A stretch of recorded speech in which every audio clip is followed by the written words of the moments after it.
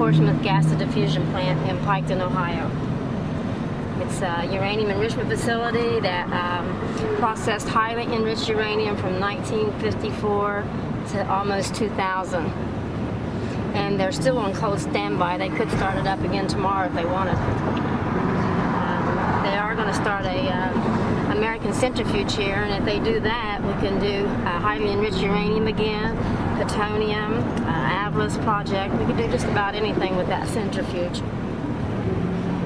And they're getting ready to convert the depleted uranium cylinders. They have 25,000 of them, so they're going to be converting them as soon as they finish the building. What they're going to do with the waste, I don't know.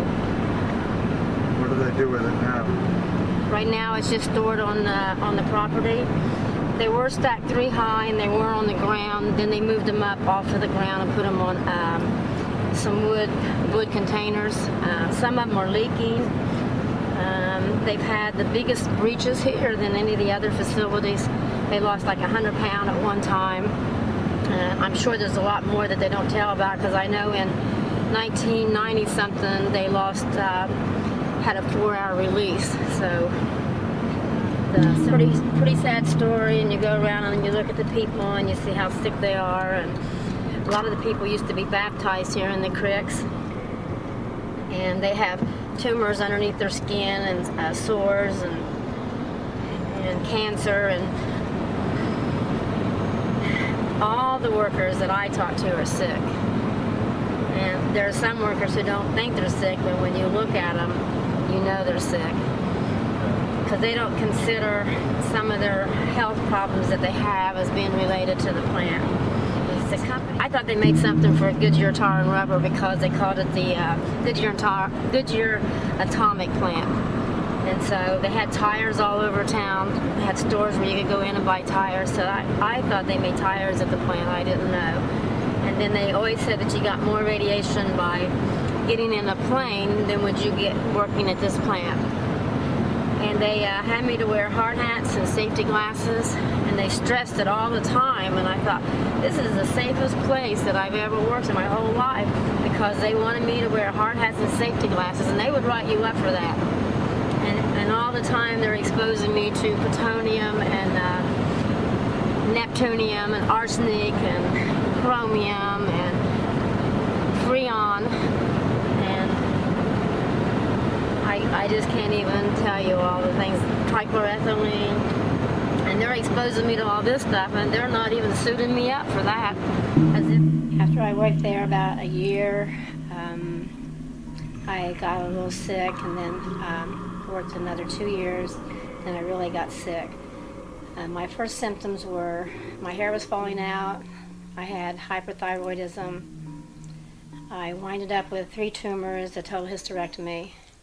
I've had a tumor removed from the back of my neck, from my finger. I have chronic bronchitis. I have 2 nodules, one in the left lower lobe and one in the right lower lobe. Some call them granulomas. Some say they're calcified. All I know is they're there, and it seems like my chest feels real heavy and hurts all the time. I've been diagnosed with some type of vascular disease. I've been diagnosed with neuropathy. I worked as an electrician at the Piketon plant, and I was in every building on site. I was in the buildings off site. I worked around where the cylinders, where they had depleted uranium in the yard. And these cylinders now, I know, give off high neutron exposures, which I didn't know anything about radiation or chemicals when I went to work at the plant. I was using trichloroethylene to clean down uranium contaminated cells, PCB oil. They had piping that was catching this oil and was dripping down on the electrical equipment, so they had us to clean the electrical equipment, and I was working in a confined space. I never knew that this uranium had plutonium, neptunium, arsenic, chromium. I never knew. Well, I was the first worker who was speaking out against the company as a community leader for the president of the Portsmouth Piketon Residents for Environmental Safety and Security. And so that was kind of unusual because there's a lot of people who blame the workers for what happened to them at the plant. From 1954 to almost 2000, they enriched highly enriched uranium, the highest grade for bomb weapons grade material, until at least, I think, 2000. And who knows, they still might be doing it because everything is a secret. They withhold information at the plant. We're not allowed to know everything. I had an expert who came in and we found radium-226 coming from the plant. We had a Siberian scientist from Russian. His name was Sergei Pajansky. I might not be pronouncing that right. He wasn't able to come back over and finish his report, but Norm Buskey from Hanford, who worked on the Columbian River, came and he confirmed what Sergei found. Interviewed and talked to so many sick workers. My brother-in-law, he died at 54, and he worked at the plant, and he died of a horrible death. He had one leg, and he got his wooden leg contaminated, and they bought him a new leg, and he had an open sore. And he had the same nodules that they tell me that I have that are calcified, and it was getting smaller, they said. Well, it got smaller, but it went into his lymph nodes, and he passed away. And he left a wife and 2 children and many grandchildren. What's his name? His name was Vina Colley. He was a chemical operator. I worked at Piketon, and we had this trichloroethylene. I worked in a confined space for 6 months without any respirators or anything, and my hands was drying out, and I was cleaning down this uranium-contaminated cells, and we got through. We would dump this trichloroethylene down the drains.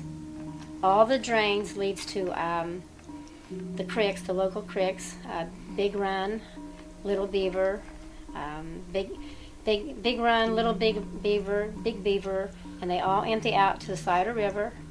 There's a big hole about this big, concreted in, that comes straight from the plant to the Scioto River, and the Scioto River empties out to the Ohio River and goes all the way down to the Mississippi.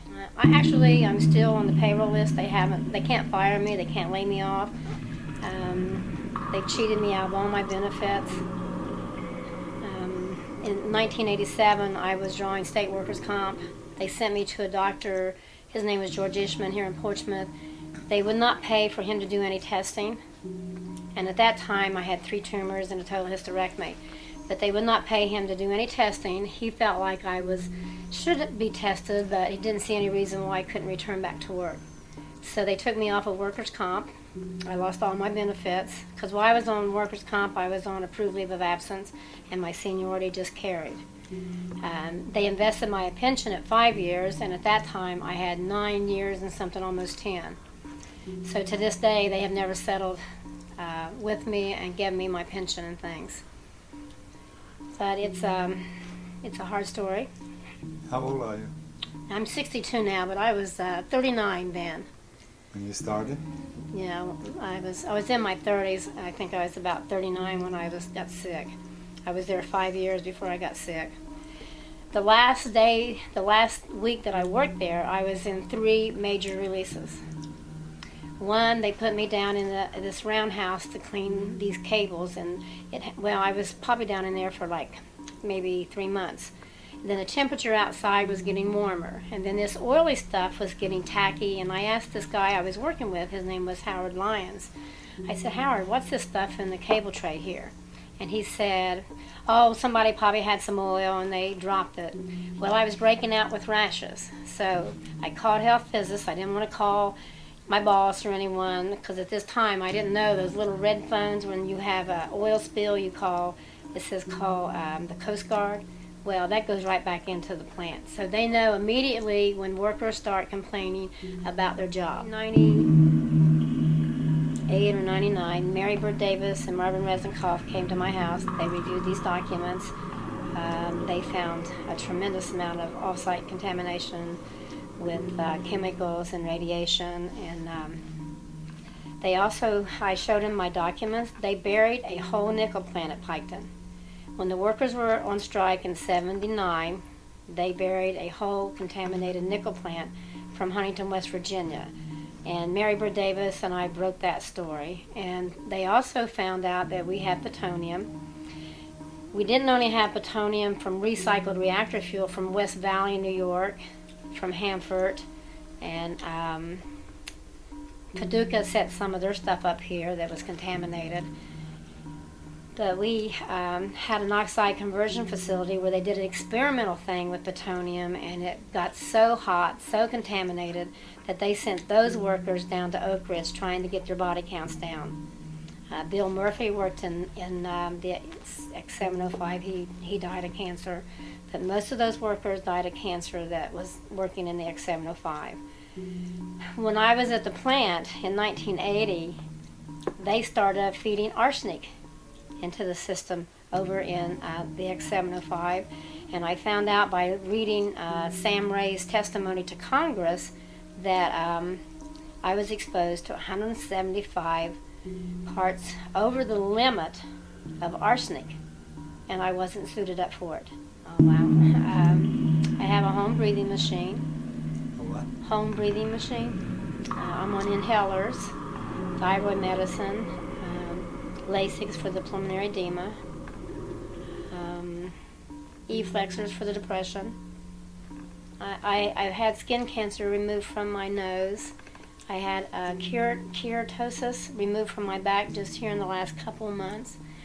Because I coughed so hard, I had a bladder surgery, and because they did the bladder surgery, they punctured me. So I had to have a hernia surgery. And so it's just one thing after another. It's just very... And sometimes I even forget about all the illnesses. There's so many of them, you can't... So how many pills do you have to take each day? Probably 8 or 9 a day. And without the pills, I can't function at all. There's so many stories that I could tell you of what this plant's done. It's just horrible.